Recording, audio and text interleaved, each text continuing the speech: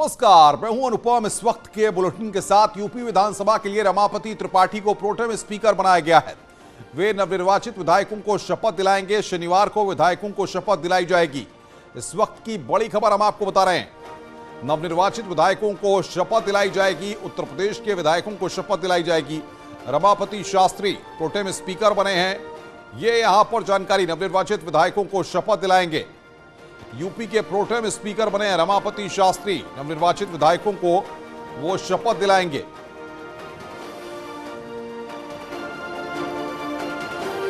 हरदोई जिले में समाजवादी पार्टी के एमएलसी प्रत्याशी रजुद्दीन ने अपना नामांकन पत्र वापस ले लिया है। इस सीट पर बीजेपी से अशोक अग्रवाल मैदान में हैं। एमएलसी चुनाव के लिए केवल 2 ही नामांकन दाखिल किए गए थे और अब एसपी प्रत्याशी ने नामांकन पत्र वापस ले लिया है।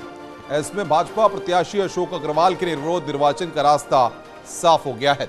एसपी उम्मीदवार रजुद्दीन के पिता हरदोई से वर्तमान एमएलसी हैं और अब मामले को लेकर एसपी के जिला अध्यक्ष ने आलाकमान से दोनों को पार्टी से निकालने के लिए मांग की है। जी ने बहुत ही भरोसे के साथ मिसबाहुद्दीन एमएलसी के बेटे रजुद्दीन को टिकट दिया था। उन्होंने समाजवादी पार्टी का भरोसा तोड़ा है। मैं अभी तत्काल प्रभाव से एमएलसी मिसबाहुद्दीन और उनके पुत्र रजीउद्दीन को समाजवादी पार्टी से 6 वर्ष के लिए निष्कासन के लिए पत्र लिखूंगा। बड़ी खबर है, बदायूं से समाजवादी पार्टी के एमएलसी प्रत्याशी ने पर्चा वापस लिया है। सुनोज शाकिर ने पर्चा वापस लिया है। आपको बता दें कि विधानसभा चुनाव में टिकट न मिलने से नाराज हुए थे। सुनोज शाकिर ने अपना पर्चा वापस लिया है। इस वक्त की बड़ी खबर हम आपको बता रहे हैं। बदायूं से समाजवादी पार्टी के प्रत्याशी ने अपना पर्चा वापस ले लिया है।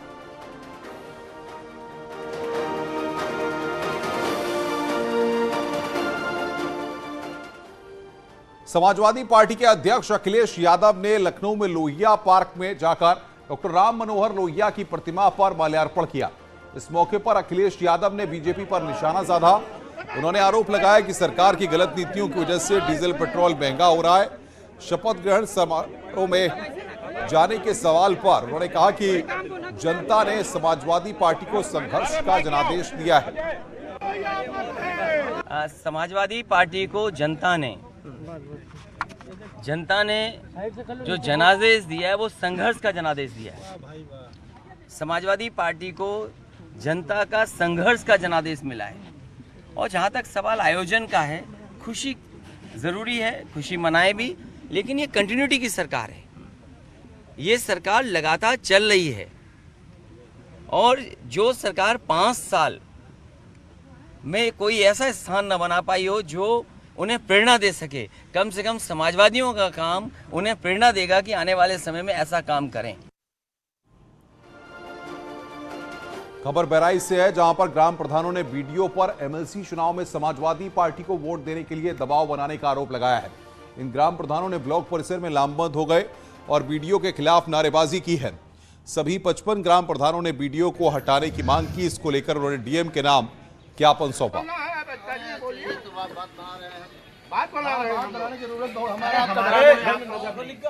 जो खंड विकास अधिकारी महोदय हैं, ये प्रधानों पे एक मानसिक तरीके से एक दबाव बना रहे हैं। आज से नहीं, पूर्व विधानसभा चुनाव से भी लेकर एक मानसिक दबाव बना रहे हैं कि ये सरकारें जो है प्रधान कर्मचारियों के विरोध में है। आप लोग क्यों मतदान कर रहे हैं सरकार के पक्ष में, भाजपा के पक्ष में? तो इनका जो रुझान है हमारे खंड विकास अधिकारी महोदय का, टोटल सपा की तरफ है कि आप लोग, इनके अंदर की जो सोच है कि आप लोग सपा का समर्थन। विधान परिषद का चुनाव निष्पक्ष रूप से कराए जाने हेतु मांग की गई है। क्या आरोप लगाया है प्रधानों ने विकास खंड अधिकारी पर? आरोप लगाया है कि आप जो है निष्पक्ष चुनाव नहीं होने दे रहे हैं, इसलिए लोग जो है कह रहे हैं कि हम लोग जो है ब्लॉक बंद कराएंगे। और हमारी बात हो गई है सभी ग्राम प्रधान से और जिलाधिकारी महोदय को मैं अवगत करा रहा हूँ। खबर बहराइच से है, जहां पर आज अवैध कब्जे पर तहसील प्रशासन का बुलडोजर चला है। तहसील प्रशासन के बुलडोजर ने सरकारी जमीन पर बने 5 लोगों के घरों और एक मदरसे को गिरा दिया। मामला कैसरगंज तहसील का है। आरोप के मुताबिक 6 लोगों ने पिछले 20 वर्षों से खलिहान और कब्रिस्तान की जमीन पर कब्जा कर रखा था। इन्हें कब्जा हटाने का आदेश भी हुआ था, लेकिन इन लोगों ने कब्जा नहीं हटाया। तो तहसील प्रशासन ने बुलडोजर चलाकर अतिक्रमण हटवाया है।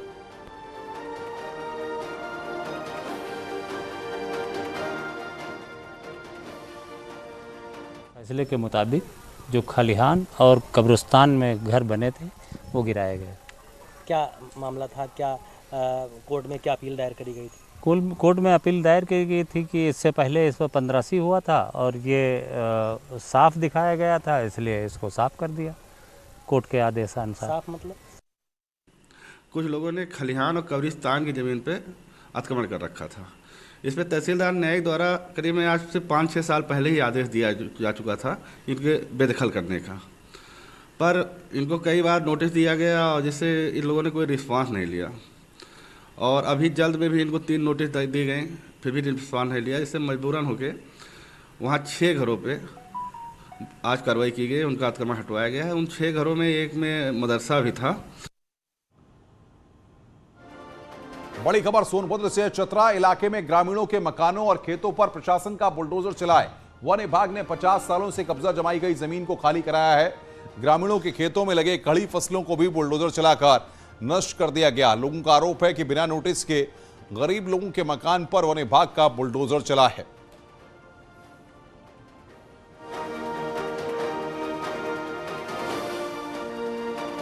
ग्रामीणों के घरों खेतों पर बुलडोजर चला है। घरों खेतों पर बुलडोजर चला है। वन विभाग ने जमीन को खाली कराया है। खेतों में लगी फसलों को वहां पर नष्ट किया गया।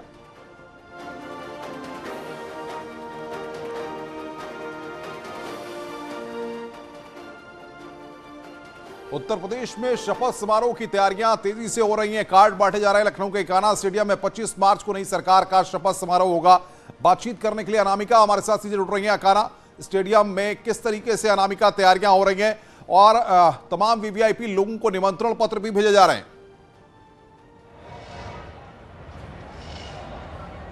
और देखिए, सबसे बड़ी बात यह है कि परसों शपथ ग्रहण होना है मुख्यमंत्री योगी आदित्यनाथ का, और इसके अलावा अगर बात की जाए तो पूरे मंत्रिमंडल का गठन हो रहा है। लिहाजा शपथ ग्रहण कार्यक्रम को लेकर जो तैयारियां हैं वो बेहद भव्य तरीके से की गई हैं। इस वक्त मेरी मौजूदगी इकाना स्टेडियम के अंदर है।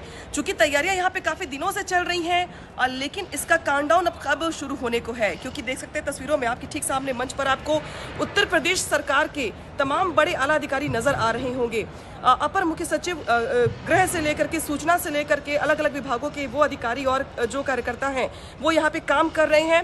तमाम लोगों को खास तौर पर इस कार्यक्रम में शामिल होने के लिए बुलाया गया है। 12 राज्यों के मुख्यमंत्री, 5 उप मुख्यमंत्री, इसके अलावा 70,000 से ज्यादा लोग इस पूरे के पूरे स्टेडियम में आपको नजर आएंगे शपथ ग्रहण के मौके पर। इसके लिए अगर बात की जाए तो आज रिहर्सल किया जा रहा है और सिक्योरिटी को लेकर के आज मीटिंग चल रही है। मंच पर जो भी उम्मीदवार दिखाई दे रहे हैं आपको, वो इस समय सिक्योरिटी को लेकर के डिपुटेशन कर रही हैं। आज ये नज़ारा है इकाना स्टेडियम का, लेकिन कल चूंकि पॉलिटिकल हैपनिंग ज़्यादा होगी, अमित शाह लखनऊ में मौजूद होंगे, विधायक दल की बैठक होनी है, इसलिए आज अधिकारियों का जो तैयारियों का जो जायजा लेने का सिलसिला है वो यहाँ पर चल रहा है। जिलाधिकारी लखनऊ अभिषेक प्रकाश भी आपको मंच पर दिखाई दे रहे होंगे। इसके अलावा अगर बात की जाए तो कल मुख्य सचिव भी आए हुए थे तैयारियों का जायजा लेने के लिए। तो ये इकाना स्टेडियम में जो आप सिटिंग अरेंजमेंट देख रहे हैं वो 50,000 की है, लेकिन इसके अलावा 50,000 के अलावा भी जो चेयर्स लगाई गई हैं, प्रयास ये है कि कुछ लोगों को जो बैठने के इंतजाम है वो भी किए जाए। तो इनकी 5 से 10,000 लोग जो है वो यहाँ पर बैठ सकेंगे और चेयर्स पर, और यहाँ से देख सकेंगे, शपथ ग्रहण के साक्षी बन सकेंगे। तो बहुत बड़ी बात यह है कि भले ही आज अभी तैयारियां चल रही हूँ, लेकिन परसों यहाँ पर आपको पैर रखने की जगह भी नहीं मिलेगी। सबसे बड़ी बात यह है कि उत्तर प्रदेश का मंत्रिमंडल उसके गठन को लेकर जो तैयारियां और जो बैठकों का दौर चल रहा था, परसों वो मौका होगा जब उत्तर प्रदेश के मुख्यमंत्री योगी आदित्यनाथ मुख्यमंत्री के तौर पर जो दूसरा कार्यकाल है उसका शुभारंभ करेंगे और मुख्यमंत्री के तौर पर शपथ लेंगे। हालांकि उनके साथ 40 से 45 ऐसे मंत्री भी हैं जो शपथ लेंगे, और जो मंच पे तस्वीरें देख रहे होंगे आप, ये बेहद भव्य तस्वीर है। कई ऑप्शन ऐसे थे लखनऊ में जिसको वेन्यू के तौर पर चुना जा रहा था, 3-4 विकल्प दिए गए थे, लेकिन अधिकारियों ने इस स्टेडियम को सबसे ज्यादा मुफीद चुना, सिक्योरिटी के लिहाज से भी, और सबसे बड़ी बात है कि यहाँ पे जिस तरीके से अरेंजमेंट्स हो सकती थी, सुव्यवस्था हो सकती थी, उसको देखते हुए भी, क्योंकि यहाँ पर 5 एंट्री पॉइंट्स हैं, 2 वीवीआईपी गेट बनाए गए हैं, इसके अलावा 3 अलग अलग दरवाजे भी आपको दिखाई दे रहे होंगे, वो भी लोगों के लिए, लेकिन वीवीआईपी की एंट्री मेन गेट से होगी। इसी इकाना स्टेडियम के ठीक बगल में एक हेलीपैड बनाया गया है, और माना ये जा रहा है कि उसी हेलीपैड पर पीएम मोदी का जो विशेष विमान है वो उतरेगा। इसके अलावा एक और हेलीपैड बनाया गया है जहां पर अलग अलग राज्यों से आने वाले मुख्यमंत्रियों का जो विशेष विमान है वो उतरेगा। एक हेलीपैड बनाया गया है 112 की बिल्कुल जो ऑफिस है उसके बगल में, जहां पे कहा जा रहा है कि उसको एसपीजी ने अपनी ओर से अलर्ट मोड पे रखा हुआ है, उसका इस्तेमाल भी हो सकता है। और फिलहाल इकाना स्टेडियम की अगर बात की जाए तो इस समय सिक्योरिटी को लेकर जो रिहर्सल है अब वो चल पा रही होगी। मंच पे आपको बहुत सारे लोग दिखाई दे रहे होंगे। अपर मुख्य सचिव सूचना नवनीत सहगल खुद मंच पे आपको दिखाई दे रहे होंगे। यानी कि आज अधिकारियों को जो उनकी रिस्पॉन्सिबिलिटीज हैं परसों के लिए अब वो सौंपी जा रही हैं। और इतनी वीवीआईपीज पीएम मोदी से लेकर अमित शाह, राजनाथ सिंह, तमाम उत्तर प्रदेश के सांसद, अलग अलग राज्यों के मुख्यमंत्री, उप मुख्यमंत्री और बड़े बड़े उद्योगपति साधु। बिल्कुल अनामिका, जो हम अभी पोस्टर देख रहे हैं बाकायदा उसमें लिखा हुआ है कि हम निकल पड़े हैं प्रण करके। ये यहाँ पर अभी से जो हम पोस्टर देख रहे हैं, जो मंच सजाया गया है उस पर जो पोस्टर लगाया गया है उसमें बाकायदा लिखा गया है कि हम निकल पड़े हैं प्रण करके। यानी कि कहीं ना कहीं भारतीय जनता पार्टी जिस तरीके से मैसेज दे रही है उत्तर प्रदेश में एक बड़े मैंडेट के बाद इस शपथ ग्रहण के जरिए, यानी कि हमारा लक्ष्य है उत्तर प्रदेश को बनाना, इसी संकल्प के साथ भाजपा काम कर रही है।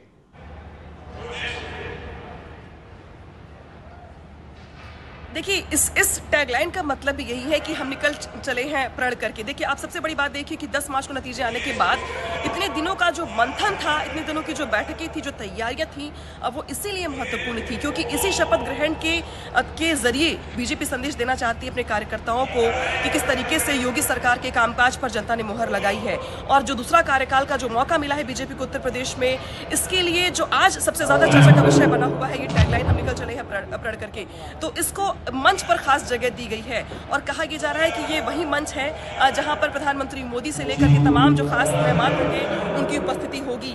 और इसी के जरिए बीजेपी ये भी चाहती है कि 2024 से पहले कार्यकर्ताओं के बीच में ये संदेश जाए कि बीजेपी के कामकाज पर किस तरीके से जनता ने मुहर लगाई हुई है। क्योंकि इस इकाना स्टेडियम की बात अगर ना करें हम, इसके आसपास के इलाकों की भी बात करें हम, तो गमलों से, खूबसूरती से, लाइटिंग से, पोस्टर से, बैनर से, होर्डिंग से पाट दिया गया पूरे इलाके को।